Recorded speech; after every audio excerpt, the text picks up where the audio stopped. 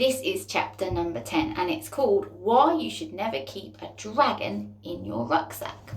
Can you remember what we're up to so far? We have got our characters. Thomas, who we know as Chipstick. There's Lollipop, whose real name is Charlotte. That's his sister. There's Mum, there's Dad, there's Grandad. We've met a miserable old man next door at the allotment. And now we've met Chipstick, Thomas's friend at school. There was Kai, and there was Cat, and there was also his very good friend who was almost born on the same day, Ted. Okay. I'm not known for my brilliant concentration in class. In fact, Miss Logan has repeatedly said she wishes there was an Olympic medal for daydreaming because I would win the gold. By the time I'd absent-mindedly glued Admira's sleeve to the table and painted stripes across Seb's left hand, it wasn't just Miss Logan raising her eyebrows at me. But I couldn't help it. I couldn't stop thinking about what Flicker was doing and if I'd been right to leave him alone at home. It was then that I noticed Ted's nose wrinkling. He leaned closer.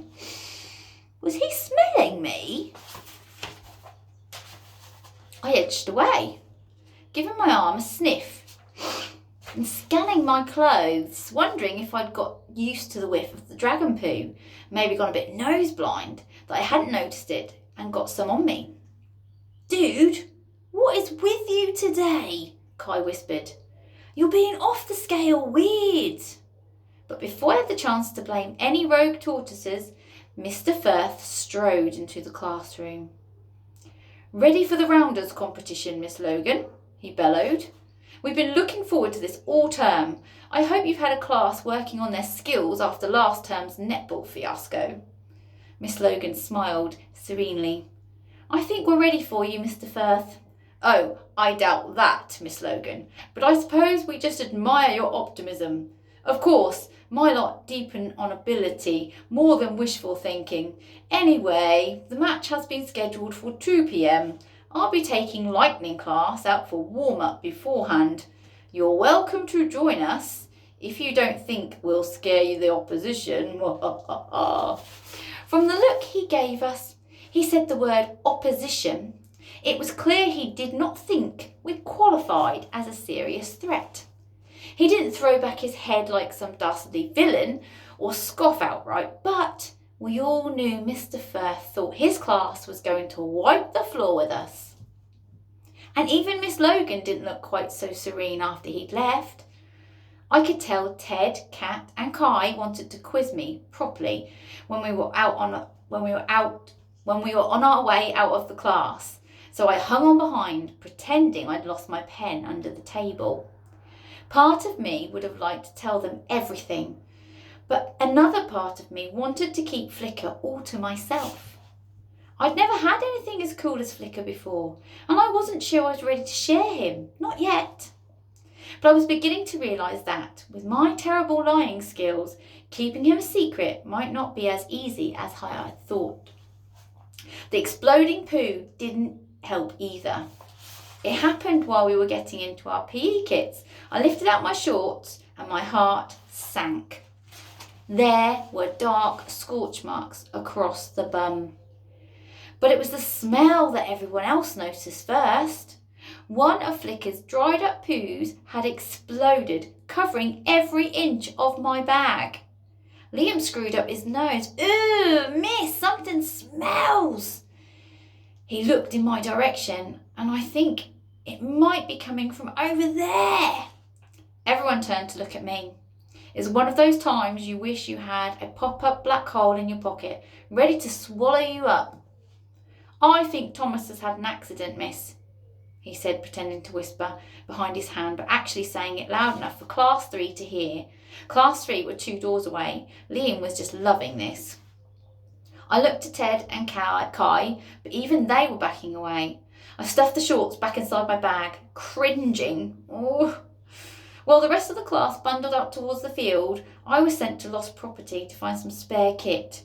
It wouldn't have been so bad if I'd had a different surname, but as it was like handing Liam a free gift That's me stuck with Whiffy Liffy for the rest of my life.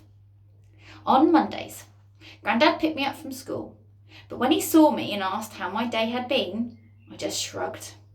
I couldn't exactly tell him about the dragon poo incident, and we'd lost so spectacularly in the rounders match, I just wanted to forget the whole day. I've been thinking about the garden, Grandad said. We need to work out what's going where. Got to get the right conditions for each plant or they won't thrive. What do you say? Fancy coming over and helping me plan it all out? Can I come tomorrow? I said, thinking of how I really just wanted to get home to Flicker. As we walked on through the park, Grandad started telling me about how we were going to mark out the garden into different areas, but I was too distracted to listen properly. I kept thinking about the burst dragon fruits I'd seen under the tree. Had more dragons really hatched? Could there be 6 more dragons hiding out in our town? It seemed so unlikely.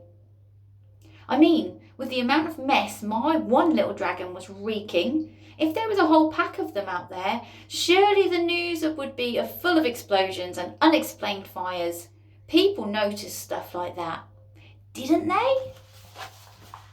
The nagging feeling I'd had during lessons grew even worse the closer I got to home. I started walking more quickly, my brain going over and over everything I'd done that morning. And then it landed on me like a cosmic cowpat, the thing I hadn't done. I grabbed the front door key from Grandad's hand and ran, my panic rising through my body, because the one thing I'd forgotten to do was close my bedroom window. Oh no. At home, my fingers fumbled with the lock. I raced up the stairs and flung open the door to my bedroom. When I looked inside, it wasn't the shredded curtain or the dragon poo on my computer that I noticed first. It was Flicker, perched on the windowsill, at the open window. For 2 days, I'd had the coolest pet in the world. 2 days! And now I was about to lose him. I stood there frozen to one spot. Thomas! Grandad called, coming up the stairs. You okay? Your pants on fire or summit?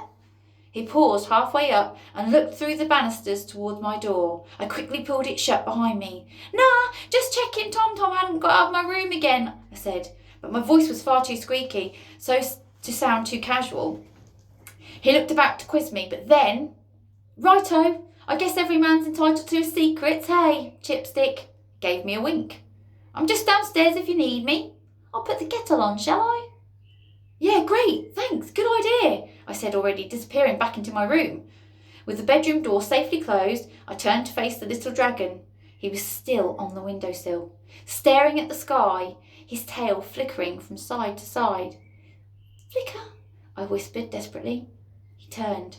I reached out a hand towards him, but he launched into the air. For a heart-stopping moment, I watched him soar up and away. I'd only ever let him fly inside the house. Now, sensing freedom, he was going to simply fly away and leave me. I raced over to the window, my eyes locked on the little shape flitting about among the leaves of the trees at the end of the garden. After a few agonising minutes, he fluttered towards the tree in the next door's garden, the one nearest my window. He perched on a branch, his diamond eyes fixed on me. I held my breath to see what he would do next. I waited, my heart ready to crack, willing him to come back to me, terrified he wouldn't. Then, stretching his wings and with his eyes still locked on me, Flicker flew back in through the window and settled on my shoulder. And it felt like a firework display was going off inside me. A lovely little picture. How do you think Thomas is feeling? Yeah, I think he's very happy the fact that his Flicker did not fly away. Well, I look forward to reading chapter 11 to you. Bye.